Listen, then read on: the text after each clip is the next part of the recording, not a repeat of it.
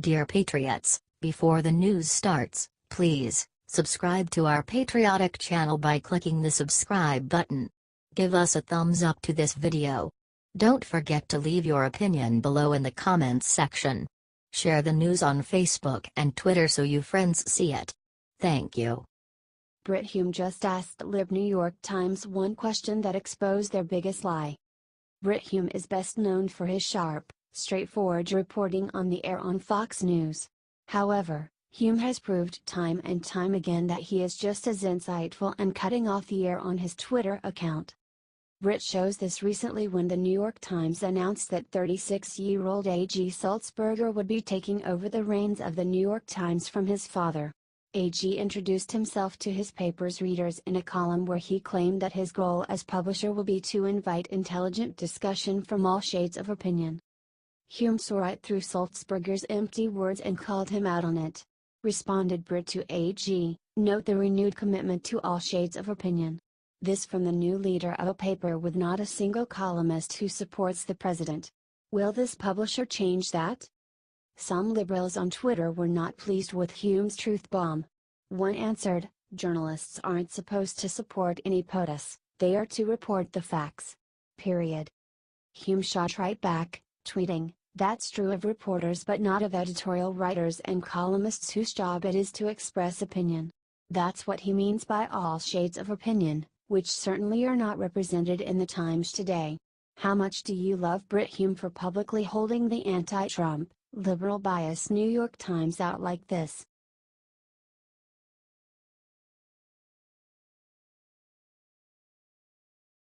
Breaking: top conservative could be running for Franken Senate seat, Dems are in trouble. Harvard-educated former Saturday Night Live comedian Franken was one of the Democrats' nastiest attack dogs when it came to trying to block Republican President Trump and his bold agenda last year. Thankfully, Senator Franken decided to step down after sexual misconduct claims, and Republicans will no longer have to put up with him in the Senate. Minnesota's governor decided to choose Democratic Lieutenant Governor Tina Smith to serve out the remainder of the actor's Senate term. Democrats, who barely won Minnesota in the 2016 presidential election by the thinnest of margins, are acting like keeping Franken's vacated seat is a given. However, they were just given a serious wake-up call when popular former Republican Congresswoman Michele Bachmann announced that she was mulling running for the Senate seat when Franken's charisma-free replacement comes up for re-election. Michele recently told Pastor Jim Bakker that, despite not being successful in her 2012 presidential bid, I feel like I was wildly successful. I didn't win, but I moved the debate. So I didn't shed a tear when I left the contest because I felt like I fulfilled the calling that God gave me. She mentioned that she had people contact me and urge me to run for that Senate seat. Bachmann asked, so the question is, am I being called to do this now? I don't know. Bracing herself for the Roy Moore treatment, Michele warned, it is really tough. If you are going against the tide in Washington, D.C., if you're trying to stand for biblical principles in D.C., you stick your head up out of the hole, the blades come whirling and they try to chop you off. Do you think Michele should try and win this Senate seat away from the Democrats?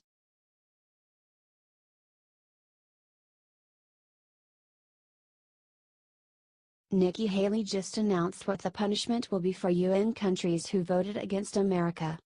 When Republican President Donald Trump selected former South Carolina Governor Nikki Haley to serve as his administration's U.S. ambassador to the United Nations, some had worried that he had made a mistake.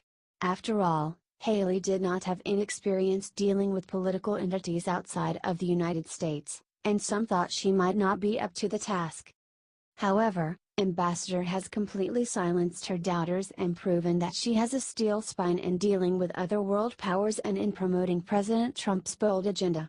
She forcefully denounced those countries who voted for a resolution censuring America for its plan to move its embassy in Israel from Tel Aviv to Jerusalem. In another act of strong diplomacy, Ambassador Haley followed this up by stating how America would treat the countries that voted to try and defy it. In this case, Haley declared that America will conspicuously snub them from attending its events. Stated Nikki, as I said in December, we won't forget the Jerusalem vote. To that end, Tomorrow night, we are having a reception for the countries who chose not to oppose the U.S. position. This is a great sign of U.S. friendship, and I look forward to tomorrow evening. We hope to see more of this in 2018. She added, the United States is asked to do a huge amount around the world, and we are happy to do that. But we expect to be treated respectfully in return. President Trump has also suggested that countries who decide to buck America in the future could see their aid slashed. Do you approve of Haley and Trump's new, tougher stance for America dealing with the United Nations?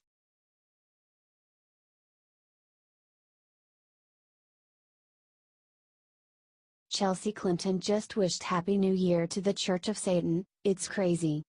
There are no shortage of people who have suggested that the Clinton clan are evil, particularly two-time failed presidential candidate Hillary. Hillary's attempts to prove that she is a church-going devout Christian who knows and understands the Bible also all fell flat. It should probably come as little surprise, then, that the Clinton soul spawn Chelsea would go out of her way to go on Twitter and wish the Church of Satan a Happy New Year. In a tweet that had many on both sides of America's cultural divide scratching their heads, the former first daughter tweeted back at the Church of Satan's official Twitter account and others, replying to @ChurchOfSatan and 5 others, it's been so long. Happy New Year. Clinton attempted to play off the turn of events as a total mistake that was carried out by pranksters online who included both the Church of Satan and a rogue account for the restaurant Hooters on Chelsea's Twitter threads. She tweeted to her liberal friend Chrissy Teigen, in 2017, @ChurchOfSatan and I were put on a few threads together. In 2018, it''s. At Hooters. What a time to be alive, Chrissy. For their part, the Church of Satan acknowledged Hillary wishing them a Happy New Year and replying to @Chelsea Clinton and 5 others, same to you, here's to a great 2018. Do you find it unsurprising that Chelsea would send holiday wishes to Satanists?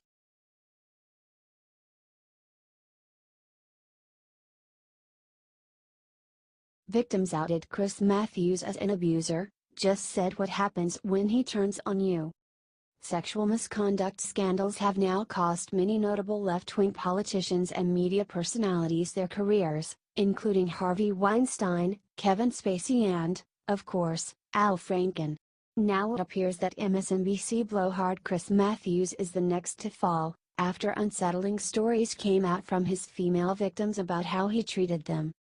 Beyond sexually harassing women, Matthews' female victims, who chose to remain anonymous to not risk their own careers, stated that Matthews used to throw objects and belittle his employees and his guests alike.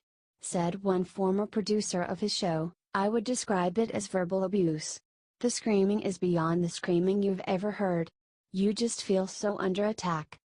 Another stated about the MSNBC host who pretends on air to be a defender of women, he did it so openly. It's not just sexual harassment. What are you supposed to do when somebody is verbally abusing you and attacking you this way? A producer told how recently on his show Matthews screamed at a female staffer so intensely, calling her an idiot and worthless that they had to stop the shoot. Said the hardball producer, seeing it would have made you shudder, you don't forget something like that. Sadly, MSNBC's HR department has been known to defend Matthews over the women who work for him. The producer stated, their common first instinct is to protect the talent, no matter what the complaint, and then turn the victim into the problem. When he turns on you, look out. All they do is protect him. All they do is protect him from himself. No other workplace like this exists where you can get away with that. Do you think abusive misogynist Chris Matthews should get fired?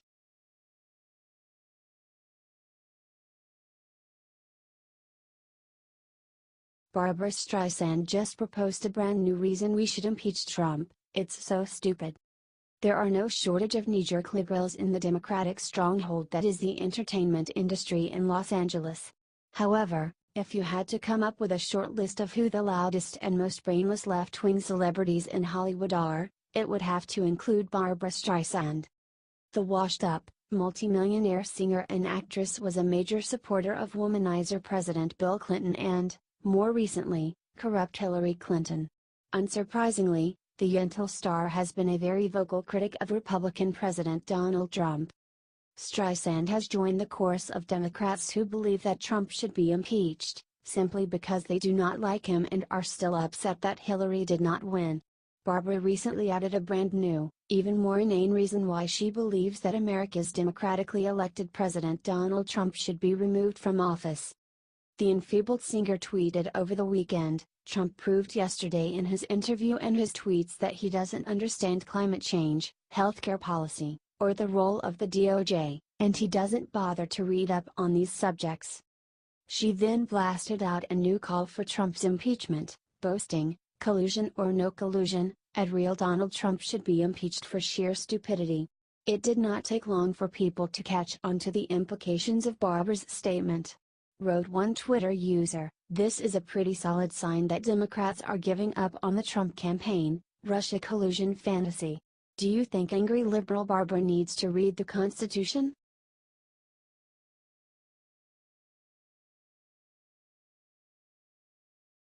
Democratic Congressman goes after 11-year-old Barron Trump in vicious rant. Democratic Representative Steve Cohen decided to attack President Trump in a personal tweet with Barron. Even though Cohen has no insight into President Trump's family life, he accused Trump of being a bad father to Barron because he spends time golfing. Like many Democrats, he attempted to use 11-year-old Barron as a political pawn. He paid the price for this. He golfs when he could be reading or be in church or be with his family. Never see him with Barron. You'd think he'd be golfing with Dad occasionally, but narcissists only engage in activities where they are the show. No movies, sports viewing either, just Fox. He will start a war," tweeted Cohen. Cohen argued with multiple people who called him out, including a Muslim woman named Mary Calif. He assumed she would be on his side because she's a Muslim. She was not.